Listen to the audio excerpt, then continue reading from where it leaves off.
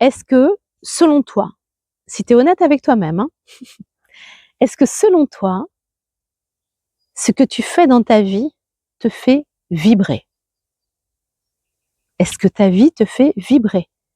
Au niveau de ta vie professionnelle, de ta vie familiale, personnelle, relationnelle? C'est important de se poser ce type de questions, soit avec soi, pour vraiment prendre le temps de faire cette introspection pour ressentir ce qui est juste pour soi. Aujourd'hui, je vois pas mal de gens qui me disent oh là là, faut que j'aille au boulot, j'ai pas envie, et puis la boîte, et puis mon supérieur, et puis la mentalité n'est pas du tout la mienne, etc., etc. Ouais, ok. Pourquoi tu continues? Alors vous allez me dire oui, mais tu comprends, moi j'ai un crédit, j'ai acheté une maison, j'ai acheté une voiture, patati patala. Ok. Et ta vie elle s'arrête là? Alors vous allez me trouver peut-être un peu dur et radical, mais pour moi c'est vraiment important on a une vie, on est là sur terre pour profiter au maximum de cette vie dans un état de joie, de bonheur, de paix, de satisfaction. Donc, quand quelque chose ne vibre pas suffisamment pour moi, ça n'a jamais été compliqué, j'arrête. J'arrette.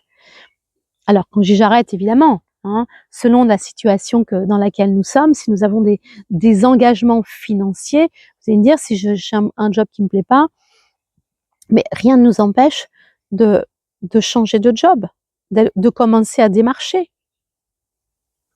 Combien j'ai de personnes que j'ai accompagnées qui m'ont dit « Ah là là, Cathy, tu sais, en fait, voilà, j'ai un master 2 un master 2. » J'en ai eu plusieurs personnes qui m'ont dit ça, des jeunes femmes. Et en fait, je m'éclate pas du tout dans mon job. En fait, j'ai fait les études pour faire plaisir à mes parents. Waouh! Et il y a beaucoup de personnes qui ont fait ça, beaucoup. Donc, prenez le temps de vous poser et de ressentir ça. Désolée pour le bruit de la mouche. Et de ressentir cela. C'est important d'aller progressivement. Alors, ça ne veut pas dire que du jour au lendemain, il faut changer radicalement de vie.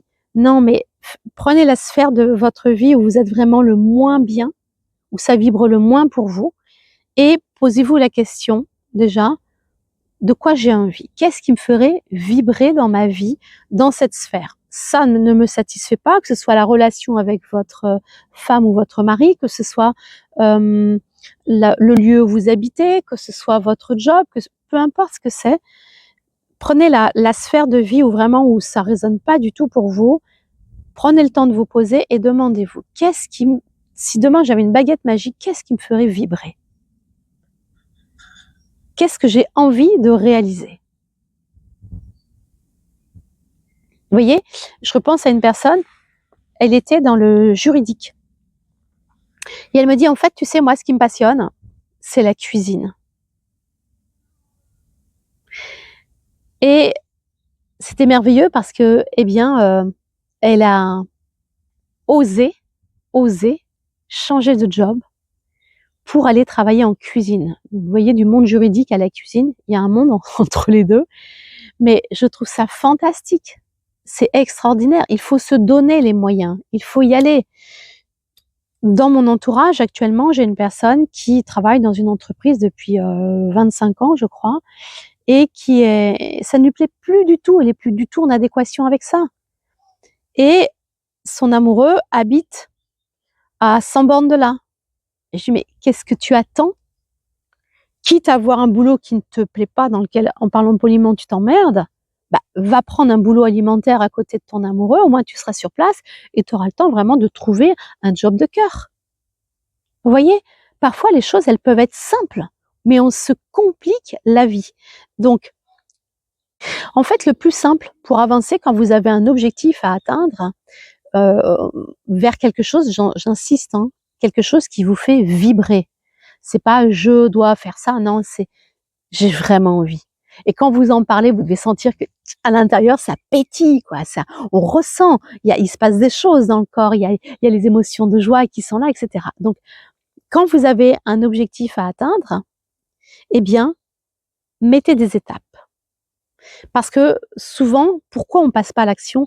Parce que quand on regarde là où on veut aller, mais ça fait juste flipper quand on se dit: «Oh là là, mais je vais jamais y arriver, c'est pas possible» et puis là, bon, c'est cool, c'est vrai que bon, je m'éclate pas dans ce que je fais, mais au moins là, ça va, je suis sécure, j'ai rien à faire. Bon, alors, voyez quel serait le premier palier à atteindre. Et puis une fois que j'ai atteint le premier palier, seulement là, je pose le deuxième palier. J'attends de l'avoir atteint ce deuxième palier, puis seulement là, je pose le troisième palier. Et vous allez voir qu'en y allant comme ça, crescendo, ça va être beaucoup plus fluide. Vous mettrez une semaine, vous mettrez 6 mois, je sais pas, peu importe. Tout dépend de ce que vous projetez de mettre en place. Mais en tous les cas, franchissez-le étape par étape. Vous verrez que ce sera beaucoup plus rassurant, ce sera donc beaucoup moins flippant en fait quand vous regarderez votre projet et vous aurez au moins la satisfaction à chaque fois de dire ah génial, j'ai franchi la première étape, c'est super, je suis trop forte et tout. Allez go pour la deuxième, etc., etc. Vous voyez, prenez le temps et de toute façon, plus vous allez aller vers ce projet qui vous fait vibrer et vous allez voir que plus l'ouverture vers la facilité va vraiment s'installer. Ok? Allez, je vous souhaite de très très bons projets. Faites-moi un petit peu vos retours là. Dites-moi un petit peu comment vous vivez les choses. Est-ce qu'il y a des conseils qui vous aident? Est-ce que vous avez des remarques? Est-ce que vous aimeriez que je développe un sujet? Partagez-moi en commentaire. Je me ferai un plaisir de vous répondre. Allez, je vous dis à bientôt et prenez soin de vous.